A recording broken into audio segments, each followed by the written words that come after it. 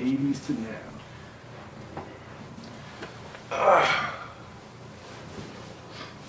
Alright, so on this episode of Agree to Disagree, we actually just watched an interesting documentary about how hip-hop intertwined with crack. I actually don't let SL come up with a topic for this shit. Alright, so now, as you can see, the origins of hip-hop all started out basically through the crack generation, through the crack era. A lot of the drug dealers funded a lot of the rappers. Now, if you look back as far as how music it appears to be currently right now, what's the most quote unquote popular music people see or listen to right now? You hear it all in the music. Anybody have the answer to that question? Yeah, you hear it all in the music. All in the music. Does it have a right to exist? We're gonna talk about that shit right here. Agree to disagree. Yeah. Alright. Money, gotta have it. Make it disappear and reappear like magic. Money, gotta have it. Make it disappear and reappear like magic. And so, alright, so we can talk about a whole lot of different things, and it's actually probably gonna be more of a free-form discussion, intellectual hip-hop discussion we're gonna have. Now here's the thing, and it's a very interesting documentary, but here's the thing that stood out to me more than anything else. Yes, drug dealing and hip-hop have always been intertwined, but the rappers were never the drug dealers. There were drug dealers over here, and the rappers were over here. The drug dealers did not rap. The rappers did not sell drugs. No. If I'm off in that comment, then let me know that I'm off or I'm wrong with saying that. The drug dealers were not rappers. The rappers were not drug dealers. Today's culture, every rapper sells drugs. Every rapper's a drug dealer. I do this shit for real. You got rappers naming themselves after drug dealers. Yes. So yeah, I mean it's the thing where it's the two realities are trying to meet, but obviously you need funding. So the nearest funding would be the person, more than likely would be a drug dealer. So, but we've seen a lot of rappers got their start by appealing to the drug dealers, by gaining them as a fan base. So you have actual drug dealers who are actual fans of quote unquote trap music because that's what they use to motivate them while they're trapping. Hence trap music. But I see so many times people listening to trap music that do not trap at all. So it's like, why? That's not your life. And the guy who's rapping, it's not their life. See, but they... So it's just like weird now. Now it's just weird. Well, people use what they want to use to benefit them.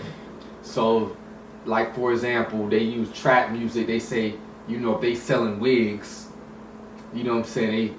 I'm trapping these wigs. They help me sell these wigs. They just fill in the blank to whatever that they're quote unquote selling or their job that they have. So they're trapping at work. They're trapping at work.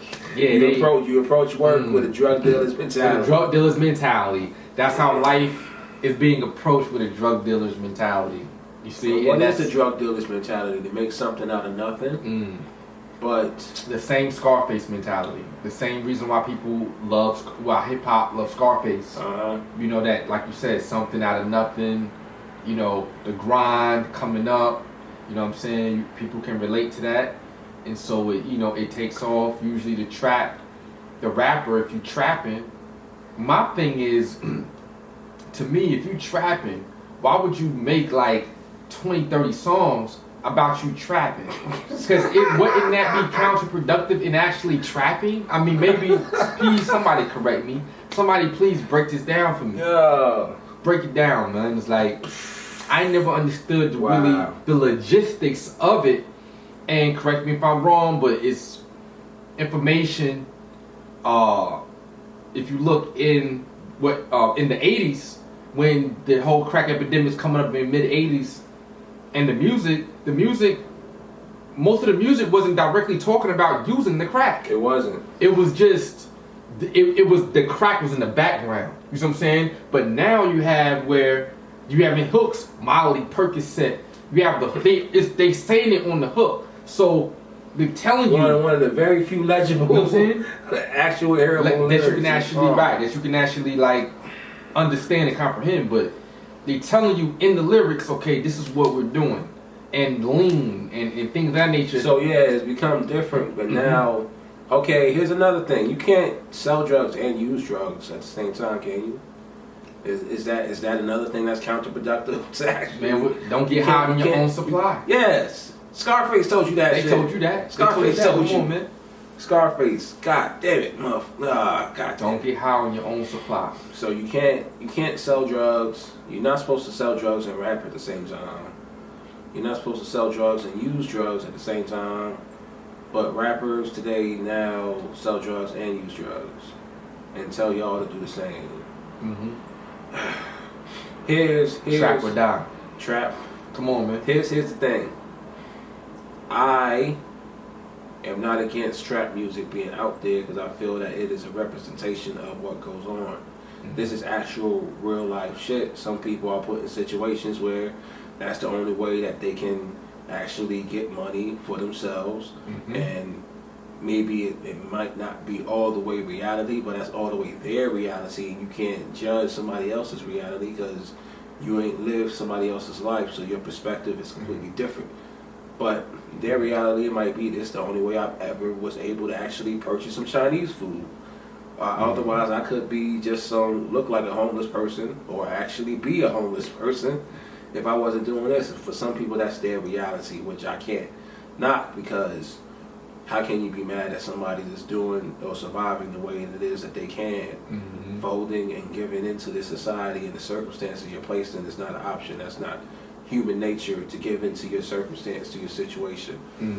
But there is no balance out there that's put out there musically, and that's where I have a problem. It's just, and it's not just the fact that there's no balance, it's the fact that the unbalance is purposeful. The unbalance is very purposeful. And what is the purpose? To keep us going down that route, when we all go down that route, and it's just there's nothing there. It is no trap. Progress. It's a trap, and they call it the trap. And that's the thing. That is the thing that really fucks with your head. They call it the trap. The trap. They call it trap. But hold on. They say it's trap.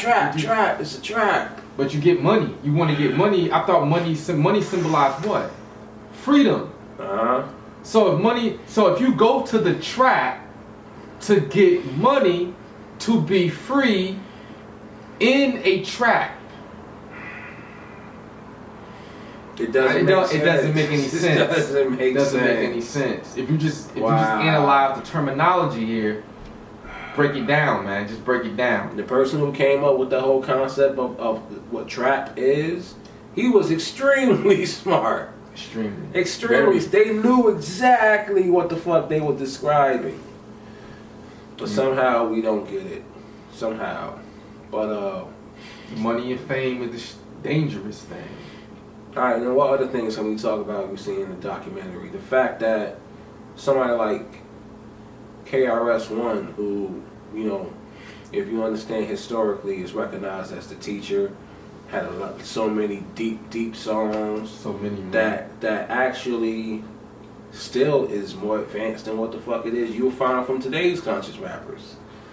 He had higher knowledge before we knew what higher knowledge was. Before it was trending, before it was cool to be woke, things of that nature. But he was on the cover of the first album with the big fat gold chain, with the gun in the hand. looking through the window like Malcolm X. Yeah, he threw the Malcolm X reference into the shit. Into the. But still, like, this is how I have to introduce myself. I have to look like a drug dealer. Mm-hmm. Was KRS a drug dealer? I don't know. I doubt it. But he had to make himself look like the drug dealer. Yeah. You look at NWA, the only person that was in the streets was Easy.